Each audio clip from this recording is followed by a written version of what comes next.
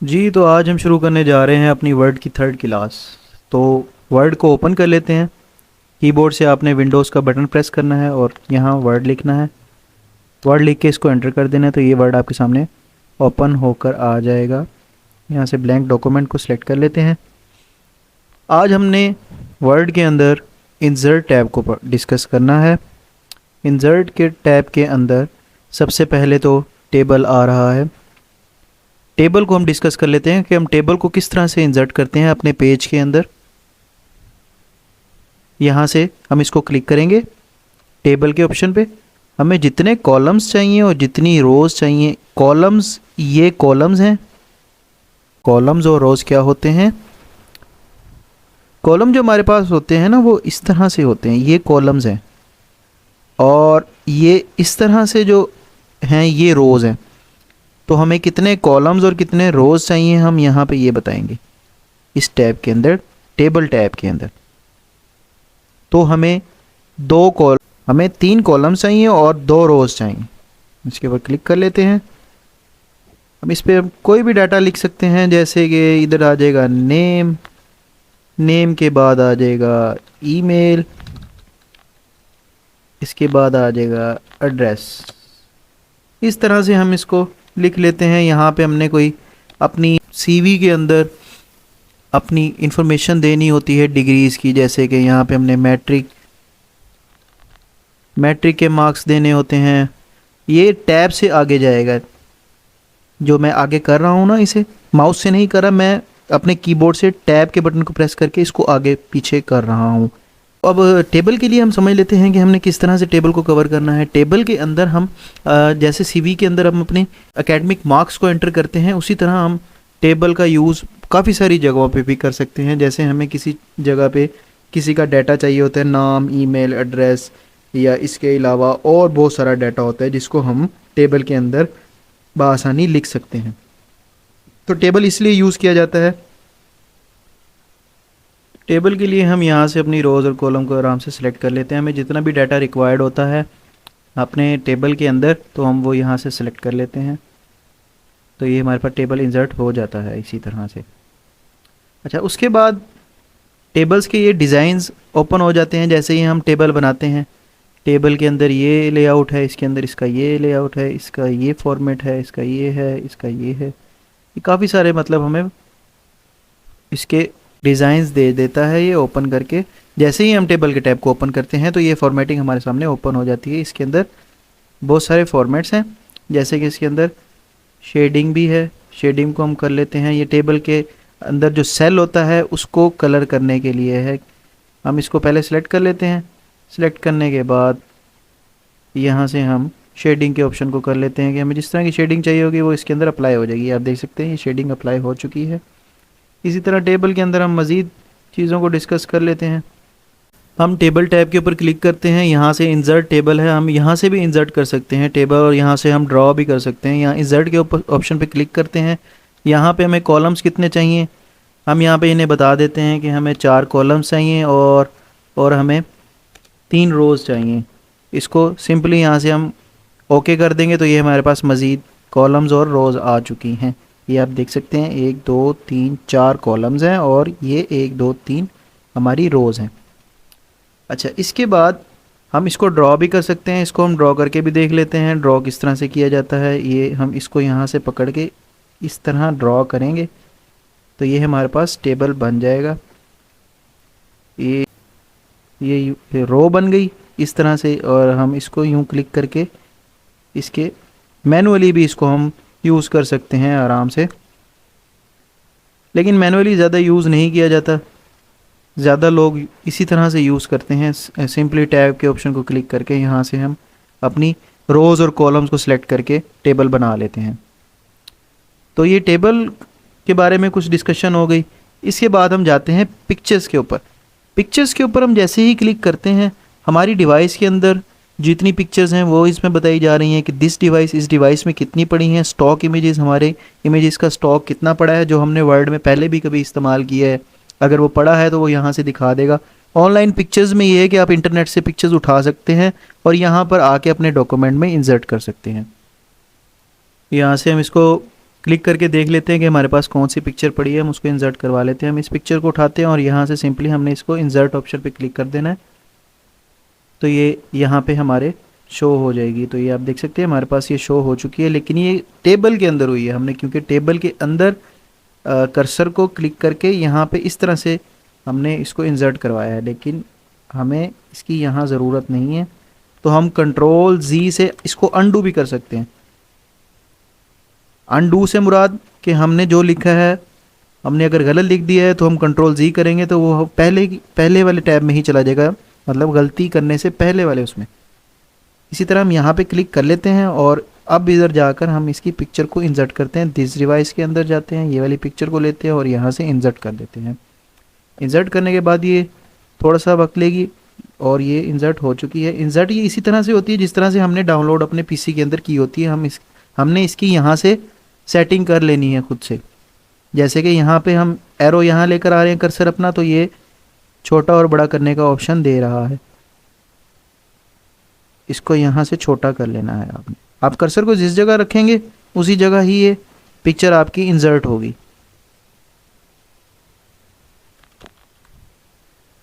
इसको आपने जितना बड़ा करना है उतना। इसके अंदर और भी बहुत सारी चीज़ें हैं। हम जैसे ही हम पिक्चर को इंसर्ट करते हैं तो उसके बाद हमारे पास फर्स्ट में रिमूव बैकग्राउंड हो जाता है। रिमूव बैकग्राउंड वैसे ज़्यादा वो नहीं है, इसके अंदर ऑथेंटिक नहीं है। ज़्यादातर हम चीज़ें, ये सिर्फ वही कलर पिक करता है जो ज़्यादा तस्वीर के अंदर होता है, तो हम इसको यहाँ से यूज़ नहीं करते। और इसके बाद इसकी थोड़ी सी एडिटिंग आ जाती है पिक्चर की, कि हमने पिक्चर को किस तरह का रखना है। पिक्चर एडिटिंग भी अब आप यहाँ से नहीं करते होते, ये बस वैसे ही इन्होंने दे दिया है कि अगर आपने अर्जेंट करनी है तो आप कर सकते हैं, अदरवाइज़ आपने जो पिक्चर लगानी है वो पहले से ही एडिटेबल हो और बहुत खूबसूरत अंदाज में आपने बनाई हुई हो। इसके बाद इधर कलर्स आ जाते हैं। कलर्स में भी वही एडिटिंग के बारे में बताया गया है कि किस तरह का हो। तो हम इस पर क्लिक करते हैं, ये आप देख सकते हैं इसका कलर चेंज हो चुका है, लेकिन ये अच्छा नहीं लग रहा। इसके अंदर मोर वेरिएशन में है। मोर वेरिएशन के अंदर इसके अंदर कलर्स बताए गए हैं कि आप इस पर कलर भी अप्लाई कर सकते हैं। इस तरह का कलर आ गया है इसमें। सेट ट्रांसपेरेंट कलर भी आ जाता है कि इसमें ट्रांसपेरेंट इसको रखना है आपने। ट्रांसपेरेंट का मतलब होता है शफाफ, बिल्कुल आगे पीछे से बिल्कुल साफ नज़र आने वाला। इसके अलावा पिक्चर कलर ऑप्शंस आ जाते हैं। पिक्चर कलर ऑप्शन के अंदर काफ़ी सारी चीज़ें हैं। इसके अंदर इसकी रेजोल्यूशन है और कलर टून है, आपने कलर किस तरह का देना है। ये इसकी सैचुरेशन है, सैचुरेशन से ये इसके इफेक्ट ज़रा चेंज होंगे। ये इसकी कुछ सेटिंग है, लेकिन ये हम बेसिकली यहाँ पे करते नहीं हैं। हमें ज़्यादातर ये डॉक्यूमेंट्स में अपनी ये तस्वीर ही चाहिए होती है जो कि पहले से एडिटेबल ही होती है, इसकी ज़्यादा हमें ज़रूरत नहीं पड़ती। पिक्चर में मज़ीद चीज़ें जो हैं वो भी देख लेते हैं कि क्या दी गई हैं। अच्छा, ये इसके नीचे इसके आर्टिस्टिक इफ़ेक्ट्स दिए गए हैं। आर्टिस्टिक इफ़ेक्ट में भी यही है कि किस तरह की आपने इमेज रखनी है। ये इस तरह के आ गया, ये बिल्कुल भी अजीब लग रहा है हमें। हम इसको दोबारा से अनडू कर लेते हैं। यहाँ से इन्होंने ऑप्शन दिया है रीसेट पिक्चर। रीसेट करेंगे तो ये दोबारा अपनी पहले वाली हालत में आ जाएगी। इसी तरह ट्रांसपेरेंसी पे उन्होंने बताया गया है कि ट्रांसपेरेंट रखनी है आपने। ट्रांसपेरेंट का मतलब होता है शफाफ। तो ये देखें, हम जैसे जैसे इसके ऊपर क्लिक कर रहे हैं तो ये बिल्कुल गायब होती जा रही है, मतलब इसकी ओपेसिटी कम होती जा रही है, हमें नहीं चाहिए ये। इसके बाद हम इस टैब में आ जाते हैं। यहाँ पे फ्रेम्स बताए गए हैं कि आप अपनी पिक्चर पे फ्रेम लगा सकते हैं। फ्रेम्स के स्टाइल्स दिए गए हैं। इधर से आपको कोई भी अच्छा लगता है आप वो फ्रेम आराम से लगा सकते हैं।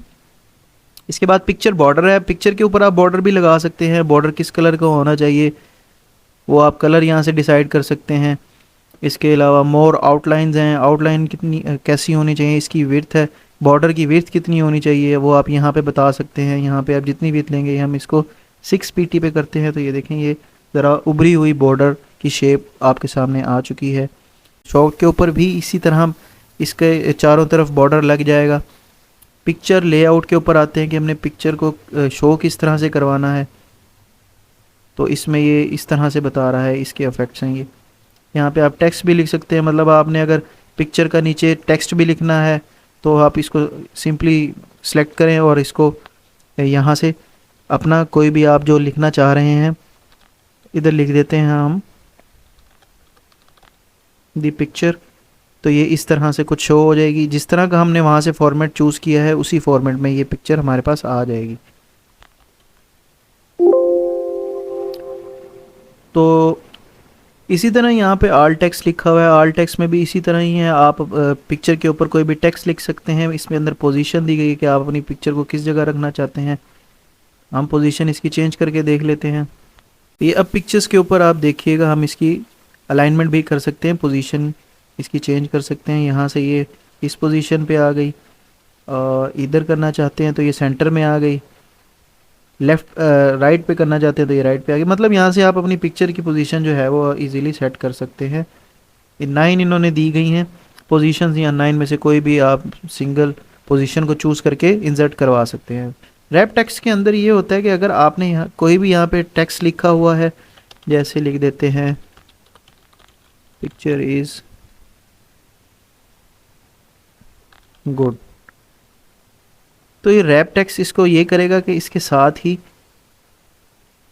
पिक्चर के साथ ही टेक्स्ट जो है ना वो मर्ज हो जाएगा। इसके साथ हम इसको फिक्स कर देते हैं। तो ये यहाँ पे मतलब कोई सा भी हम टेक्स्ट ले लेते हैं, या तो हम फार्मूले के ज़रिए ले लेते हैं, चलें ताकि आपको सही से समझ आ सके।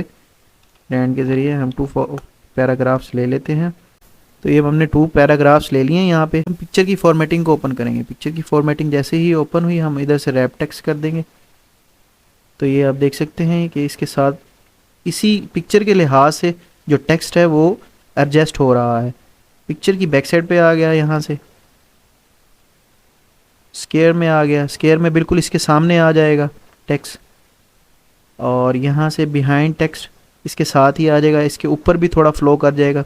इसके अलावा हम मज़ीद इसको यहाँ से देख के सेटिंग कर सकते हैं। हम इसको स्क्वायर में रहने देते हैं क्योंकि इसके सामने बहुत अच्छा लग रहा है। रैप टेक्स्ट के आगे है ब्रिंग फॉरवर्ड है। ब्रिंग फॉरवर्ड पे हम क्लिक करेंगे तो हमारी तस्वीर आगे की तरफ जाएगी। बैकवर्ड को करेंगे हम तो तस्वीर थोड़ी सी जो है अपनी जगह चेंज करके बैक साइड पे जाएगी। अलाइनमेंट आ रही है, वही बात कि अलाइन कहाँ पे करना है, सेंटर पे करना है आपने या लेफ़्ट पे करना है, राइट पे करना है। तो हमें लेफ़्ट पे ही चाहिए तो हम पिक्चर को लेफ़्ट पे ही रखते हैं। यहाँ क्रॉपिंग ऑप्शन आ रहा है। क्रॉपिंग ऑप्शन इसी तरह ही काम करता है जैसे हमने पिक्चर को पहले किया था, छोटा या बड़ा। तो ये क्रॉप ऑप्शन आ गया। क्रॉप ऑप्शन में हम अपनी पिक्चर को आराम से क्रॉप भी कर सकते हैं। यहाँ पे इसकी वो बता रहा है विड्थ और हाइट। विड्थ और हाइट भी आप ठीक कर सकते हैं। ये देखें, हम जैसे जैसे इसको कम करें कम हो रहा है, इसको ज़्यादा कर रहे हैं तो ये ज़्यादा हो रहा है। इसी तरह यहाँ से भी इसे कम कर रहे हैं, यहाँ से ज़्यादा हो रहे हैं। तो ये सिंपली यहाँ से दिए गए हैं। मज़ीद हम इंसर्ट टैब के अंदर देख लेते हैं क्या बताया गया है। इसके अंदर शेप्स बताई गई हैं कि शेप्स किस तरह से हम इंसर्ट कर सकते हैं अपने डॉक्यूमेंट के अंदर। काफ़ी सारी शेप हैं, आप किसी एक पे क्लिक करके आराम से इसके यूजेस को देख सकते हैं कि किस तरह यूज़ है। ये मैंने एक सिंपल सी शेप को सिलेक्ट किया और ये मैंने यहाँ पे इंसर्ट कर दिया। इंसर्ट करने के बाद आप इसको कलर भी दे सकते हैं। जैसे ही आप शेप्स के ऊपर क्लिक करते हैं तो उसकी काफ़ी सारे ऑप्शंस निकल आते हैं। यहाँ पे देख सकते हैं ये शेप्स आ रही हैं बनी हुई। इसके बाद इसके स्टाइल्स आ रहे हैं ABC, ये कलर्स इसके चेंज हो रहे हैं। इसी तरह शेप को आप फिल भी कर सकते हैं किसी कलर के साथ। ये कलर के साथ फिल हो गया। शेप आउटलाइन को भी आप बदल सकते हैं कि आप किस तरह की आउटलाइन है इसके बॉर्डर, साइडों पे जो बॉर्डर है उसका कलर। हम इसको यहाँ से कलर भी सिलेक्ट कर सकते हैं। आप देख सकते हैं यहाँ पे इसका बॉर्डर भी शो हो गया है, आउटलाइन जो कि यहाँ पे लिखा गया है। शेप अफेक्ट के बारे में बता सकते हैं कि हम किस तरह का अफेक्ट देना चाहते हैं। ये अफेक्ट्स आ गए हैं, हम इसको इस तरह का दे लेते हैं। देखिए हमने जिस तरह का अफेक्ट इसका सिलेक्ट किया है वो उसी तरह का इधर सिलेक्ट होकर शेप में आ चुका है। इसी तरह हम शेप को पिक्चर की तरह ही क्रॉप भी कर सकते हैं और इसको छोटा बड़ा भी कर सकते हैं। शेप हम यूज़ इसीलिए करते हैं क्योंकि हमने इसके ऊपर अगर टेक्स्ट लिखना होता है तो हम टेक्स्ट लिख लेते हैं, या आपने सीवीज पे देखा होगा एरोस के निशान बने होते हैं या लाइन लगी हुई होती है तो वो ये इस तरह की शेप्स में ही होती है। ये देखें ये एरो बने हुए हैं, ये सर्कल है, और ये है इस तरह के एरोज़ और लाइन भी हम इस तरह बना सकते हैं। ये देखें हम इसको ड्रा भी कर सकते हैं लाइन को। ये लाइन लग चुकी है। इसके बाद आप इसकी शेप को, आउटलाइन को भी चेंज कर सकते हैं, इसके इफेक्ट को भी चेंज कर सकते हैं। तो ये आपने जो अक्सर लाइनें देखी होंगी डॉक्यूमेंट के अंदर तो वो इस तरह से लगाई जाती हैं। शेप के अंदर अगर आपने कोई टेक्स्ट लिखना है तो हम यहाँ से टेक्स्ट भी इसके ऊपर ऐड कर सकते हैं। तो टेक्स्ट किस तरह से, इसकी सबसे पहले पोजीशनिंग देख लें आप।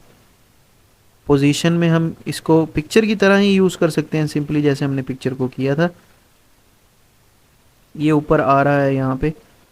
अब इसको भी रैप कर लें आप, स्केयर में कर लें। स्केयर में करेंगे तो इसके साथ आ जाएगा, टाइट में करेंगे इसके थ्रू करेंगे, और टॉप एंड बॉटम में करेंगे तो ये सबसे ऊपर आ जाएगा। बिहाइंड द टेक्स्ट करेंगे, टेक्स्ट के साथ आ जाएगा। इन फ्रंट ऑफ टेक्स्ट करेंगे तो टेक्स्ट के ऊपर आ जाएगा। और इसके अलावा इसकी यहाँ से सेटिंग्स हैं, हम इसको स्केयर करके इसकी पोजीशन को चेंज कर लेते हैं। इसकी पोजीशन यहाँ पे आ गई। हमें ये नीचे चाहिए तो हम यहाँ से नीचे भी कर सकते हैं। ये देखें ये नीचे आ चुकी है। ये जिस तरह से हम इसकी यहाँ पे पोजीशन सेट करेंगे ये उसी तरह से हमें शो होके दिखा देगा।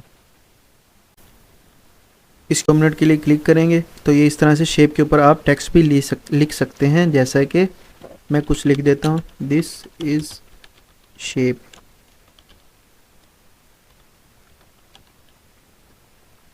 इसको आप सिलेक्ट करके बड़ा भी कर सकते हैं। सिलेक्ट करने की शॉर्ट की जो है वो शिफ्ट कंट्रोल और आगे की तरफ एरो को प्रेस करेंगे तो ये आपका हो जाएगा। जैसे कि यहाँ पे अगर आपका कर्सर है, यहाँ से हम शिफ्ट और कंट्रोल को दबाएं और इसको एरो को आगे की तरफ मूव करें तो ये वर्ड बाय वर्ड सिलेक्शन हो जाएगी इसकी। और यहाँ से इसका साइज़ बढ़ाने की शॉर्ट की है कंट्रोल और ये दरमियानी ब्रैकेट वाला जो साइन है इसके ऊपर आप क्लिक करेंगे तो ये अपनी साइज़ भी बढ़ा देगा। इसको जैसे ही आप आगे की तरफ मूव करेंगे तो ये बड़ा हो जाएगा, और इसको दरमियानी ब्रैकेट को पीछे की तरफ मूव करेंगे तो ये छोटा भी हो जाएगा आपका टेक्स्ट का जो साइज़ है। तो इस तरह हम शेप के ऊपर भी कोई चीज़ राइट कर सकते हैं। इसके अंदर वही पिक्चर वाले इफ़ेक्ट्स हैं जो हम पिक्चर में हम पहले पढ़ चुके हैं कि पिक्चर के अंदर कौन कौन सी चीज़ें हैं। ये bring forward, position, wrap text और ये इसकी सारी चीज़ें पोजीशन। इसके अलावा हम आइकन्स के अंदर आते हैं। आइकन्स जो है हम ऑनलाइन ही अपने डॉक्यूमेंट के अंदर इंसर्ट करवाते हैं। यहाँ से हम कोई भी अपना आइकन को सर्च करके यहाँ से इंसर्ट कर सकते हैं इजीली। इसके अलावा 3D मॉडल्स हैं इसके अंदर। 3D मॉडल्स भी इसी तरह ही हैं। 3D पिक्चर्स जो एनिमेशंस होती हैं वो हमारी आराम से यहाँ पे इंसर्ट करवा सकते हैं इस बटन के थ्रू। स्मार्ट आर्ट के ऊपर हम क्लिक करते हैं। स्मार्ट आर्ट के अंदर हमें जौन सा भी स्टाइल चाहिए हम उसके ऊपर क्लिक कर लेते हैं। तो मैं इसके ऊपर क्लिक करके इसको यहाँ से ओके कर देता हूँ। तो ये देखें, किसी भी पिक्चर के बारे में आपने बताना हो तो आप यहाँ पे इंसर्ट कर सकते हैं। इंसर्ट करने के लिए आप इसके ऊपर क्लिक करेंगे और यहाँ से हम फ्रॉम फाइल कर देंगे। फ्रॉम फाइल में से हम इसी पिक्चर को दोबारा इंसर्ट कर लेते हैं। तो ये आप देख सकते हैं, ये थोड़ा सा टाइम लेगा और ये आप देख सकते हैं कि हमारी पिक्चर इंसर्ट हो चुकी है। इसी तरह आप इसी फॉर्मेट को लेकर यहाँ पे पिक्चर्स ऐड कर सकते हैं और उसके नीचे उसका टेक्स्ट लिख सकते हैं। जैसे कि यहाँ पे मैं कुछ लिख लेता हूँ, दिस इज़ पिक्चर। आप इस तरह इसके अंदर अपनी पिक्चर्स को फिलअप करके और उसके नीचे डेफिनेशन भी लिख सकते हैं। तो ये हो गया आपका स्मार्ट आर्ट का वर्क। चार्ट में भी इसी तरह का आप कोई मैप बता रहे होते हैं किसी चार्ट के ऊपर। चार्ट अप एंड डाउन हो रहा होता है, आपकी सेज ऊपर जा रही हैं या नीचे जा रही हैं, वो इसमें हम कर सकते हैं। इसको भी करके देख लेते हैं। हम नीचे आएंगे, यहाँ पे हम कर्सर को करेंगे ताकि हमारी जो सिलेक्शन है वो यहाँ से हो। चार्ट के ऊपर क्लिक कर लेते हैं, यहाँ से हम ओके कर लेते हैं। चार्ट के भी काफ़ी सारे यहाँ पे इन्होंने ऑप्शंस दिए हुए हैं कि किस स्टाइल का आपको चार्ट चाहिए, उसी स्टाइल का चार्ट आपको यहाँ पे इंसर्ट होकर आपके सामने आ जाएगा। ये आप देख सकते हैं, इसमें बताया जा रहा है कि कौन सी सीरीज़ चल रही हैं, सीरीज़ 2 में कितने वो हैं और सीरीज़ 1 में क्या है, सीरीज़ 3 में क्या है। यहाँ से आप इसके चार्ट की भी ईज़िली एडिटिंग कर सकते हैं। नेक्स्ट स्टेप हमारे पास है स्क्रीनशॉट। स्क्रीनशॉट से हम अपने इस पूरे लैपटॉप का स्क्रीन का जो है वो स्क्रीनशॉट ले सकते हैं। जैसे कि यहाँ पे हमने ले लिया है। ये भी पिक्चर की तरह ही काम करता है, छोटा बड़ा आप कर सकते हैं। आप इसको कहीं भी रखना चाहें रख सकते हैं।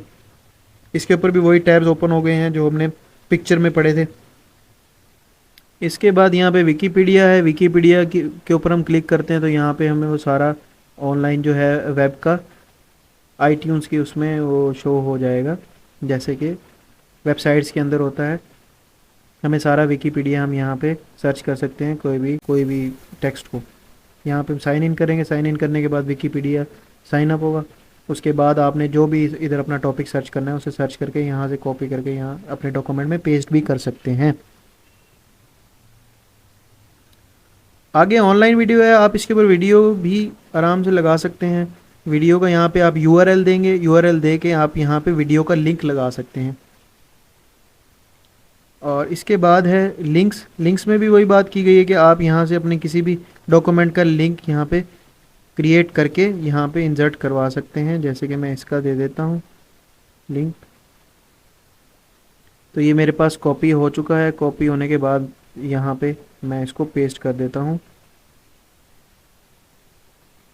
इंसर्ट में आके लिंक्स में।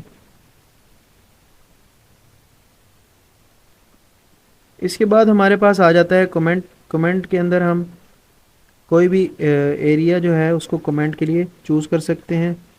जैसे कि यहाँ पे किसी भी पोस्ट के ऊपर हमने अगर कमेंट लिखना है तो हम वो कमेंट भी लिख सकते हैं। इसके बाद हमारे पास आता है पेज का हेडर और फुटर। हेडर के ऊपर क्लिक करते हैं तो हमारा यहाँ से पेज जो है एज ए हेडर यूज़ हो जाएगा। यहाँ से आप कोई भी हेडर अपना ले सकते हैं। हेडर के अंदर हम कोई भी टॉपिक लिखना चाहते हैं तो उस फ्रंट पे उसका लेआउट बनकर आ जाता है इस तरह से। इसकी पेज नंबरिंग भी इसके साथ आती है। ये पेज नंबर 2 है और ये पेज नंबर 1 है। हम जितने पेजेस देंगे ये उसको सिलेक्ट करता जाएगा और साथ में इसका फुटर भी बनता जाएगा। हेडर के अंदर हम कोई भी टॉपिक भी लिख सकते हैं अपना, और इसके लास्ट में हम कोई अपना लिंक दे सकते हैं, अपनी वेबसाइट के बारे में बता सकते हैं यहाँ पे, और भी जो हमने यहाँ पे इंस्ट्रक्शन देनी होती हैं।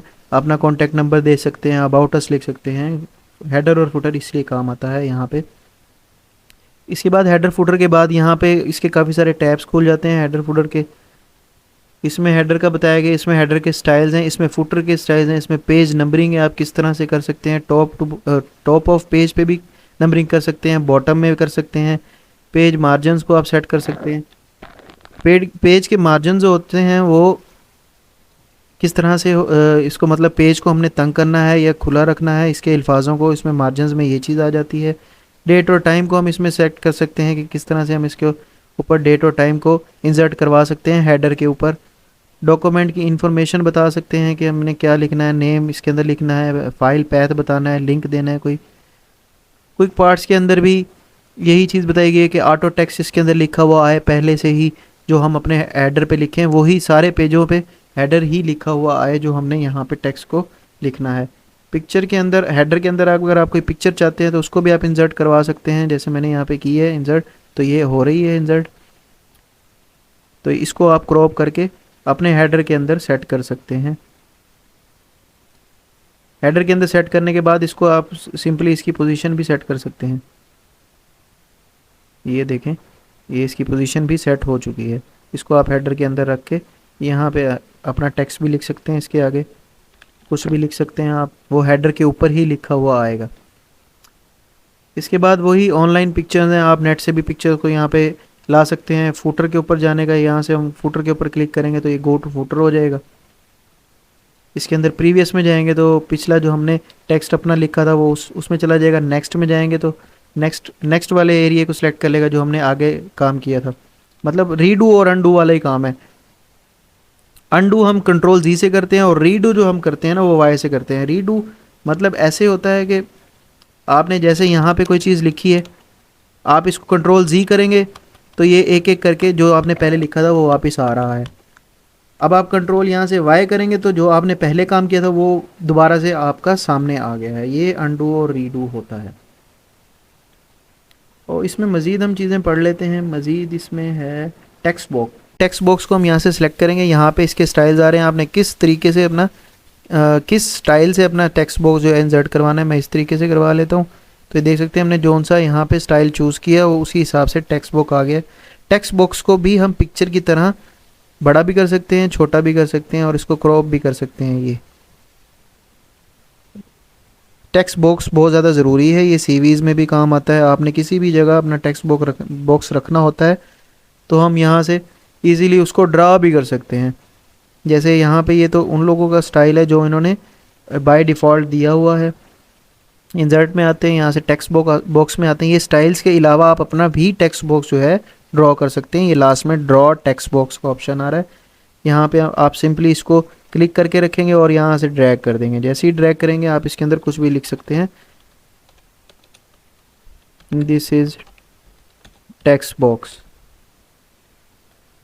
आप इसको सिलेक्ट करेंगे, कंट्रोल और शिफ्ट और लेफ्ट की और कंट्रोल ई कर दें तो ये दरमियान में भी आ जाएगा। कंट्रोल ई से जो है वो टेक्स्ट आपका सेंटर में आ जाता है, और कंट्रोल ई से ही, कंट्रोल एल से आपका टेक्स्ट जो है वो लेफ्ट साइड पे हो जाएगा, कंट्रोल आर से राइट साइड पे, और कंट्रोल ई से सेंटर में आ जाएगा। ठीक है, तो ये टेक्स्ट बॉक्स हो गया। तो वीडियो अगर पसंद आई हो तो सब्सक्राइब कर दीजिएगा, बेल आइकन को क्लिक कर दीजिएगा।